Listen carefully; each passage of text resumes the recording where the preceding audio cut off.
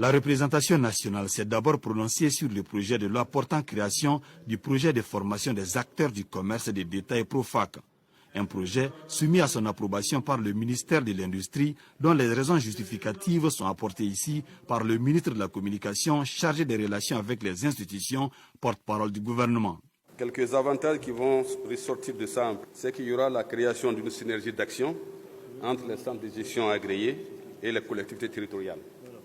Il y aura également l'amélioration de l'hygiène et de la sécurité sanitaire des aliments.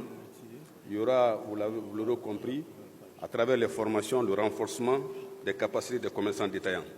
À l'issue des débats, ce projet de loi portant création du projet de formation des acteurs du commerce de détail a été voté 88 pour, 0 contre, 0 abstention.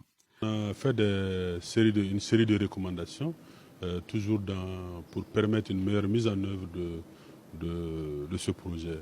Parce qu'il est important que le secteur privé, que les acteurs de la société civile soient suffisamment représentés et suffisamment impliqués pour une meilleure réussite en tout cas de ce projet-là. Mais aussi demander des financements conséquents de l'État malien.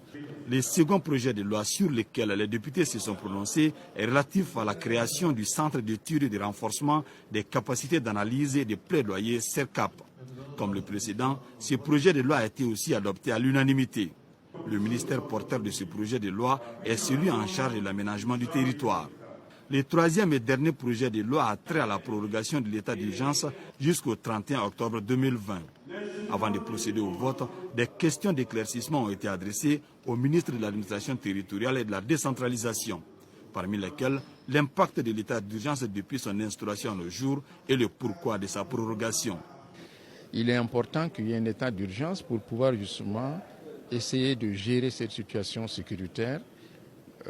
Un exemple donné, quand on met des barrières pour fouiller les véhicules, nos services arrivent à détecter dans les colis des armes, de la drogue et toutes sortes de choses illicites. Donc il importe que l'état d'urgence amène les uns et les autres à restreindre leurs mouvements. Adopté par 86 voix pour, 1 contre, 0 abstention, le projet de loi portant prorogation de l'état d'urgence passe ainsi à l'Assemblée nationale.